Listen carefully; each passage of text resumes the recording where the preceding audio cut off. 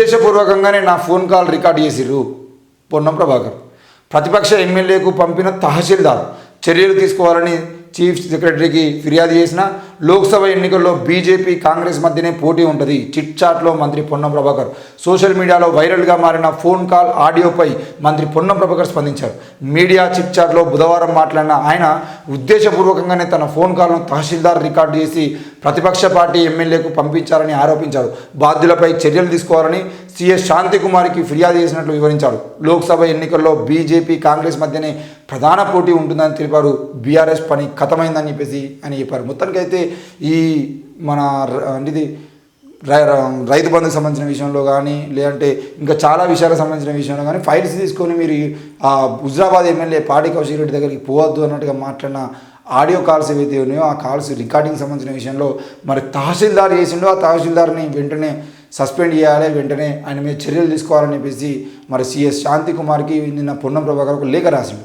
అయితే ఇక్కడ విషయం ఏంటి అని అంటే ఈరోజు హుజరాబాద్ నియోజకవర్గంలో కానీ అటు కరీంనగర్లో కానీ పూర్తి స్థాయిలో కరీంనగర్ లోక్సభ ఎన్నికల్లో పోటీకి పొన్నం ప్రభాకర్ పెట్టినటువంటి అభ్యర్థి నిలబడుతున్న క్రమంలో ఈరోజు అక్కడ దుద్దిల శ్రీధర్ బాబుకు పొన్నం ప్రభాకర్ పడకపోవడం, ఇటు హుజరాబాద్ నియోజకవర్గంలో పాడి కౌశిక్ రెడ్డి ఉండటము, ఇంకో నియోజకవర్గంలో పోతే ఇంకో నియోజకవర్గంలో బీఆర్ఎస్ అభ్యర్థులే ఉండడం, ఇవి కొద్దిగా కాంగ్రెస్ పార్టీకి సంబంధించిన విషయంలో పొన్నం ప్రభాకర్ని ఇరుకాటంలో పెట్టేటువంటి ప్రయత్నం చేస్తున్నారు.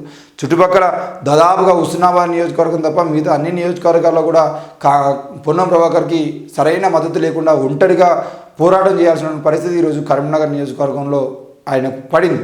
మరి ఏ రకంగా ఆయన బయటపడతాడు? ఇట్లా కాల్ రికార్డింగ్ నేను మొదటి నుండి చెప్తున్నట్టుగానే రాష్ట్రంలో ఉన్నటువంటి ధరణి పోర్టల్ సంబంధించిన విషయంలో ధరణి పోర్టల్లో మార్పులు చేర్పులు ధరణి పోర్టల్లో ఎక్కడైతే మిస్టేక్లు ఉన్నాయో వాటికి సంబంధించిన విషయంలో కాంగ్రెస్ పార్టీ వాటన్నిటినీ ఫ్యాక్ట్ ఫైండింగ్ చేసేటువంటి ప్రయత్నం మనం చేసినప్పుడు కూడా లక్షలాది పెండింగ్లో ఉన్నటువంటి కేసుని వాళ్ళు సాల్వ్ చేస్తున్న క్రమంలో చాలామంది ఎంఆర్ఓలు చాలామంది తహసీల్దారులు ఆ విషయంలో పూర్తి స్థాయిలో న్యాయం చేయలేదని చెప్పేసి పూర్తి స్థాయిలో వాటిని ఎంక్వైరీ చేయలేదని చెప్పేసి మనం చూసినాం. అయితే ఈ విషయం ఎందుకు మనం ఆలోచించాలి అని అంటే కాంగ్రెస్ పార్టీకి సంబంధించినటువంటి ఈ ధరణి పోర్టల్ని సంబంధించిన విషయంలో కేసులు ఏవైతే ఉన్నాయో వాటన్నిటిలో కూడా కావాలని ఎంఆర్ఓలు కొంతమంది వాటిని పెండింగ్ పెట్టిరు, అవి కావట్లేదు, ఫైల్స్ కావట్లేదు అని చెప్పేసి ఎందుకు పెండింగ్ పెట్టారు అంటే తహసీల్దారులు చాలామంది ఇప్పటికీ బీఆర్ఎస్ పార్టీ వాళ్ళతో టచ్లో ఉన్నారు. అందులో బీఆర్ఎస్ పార్టీ భూముల కబ్జాలకు సంబంధించిన విషయంలో తహసీల్దారుల హస్తం కూడా ఉంది కొంతమంది.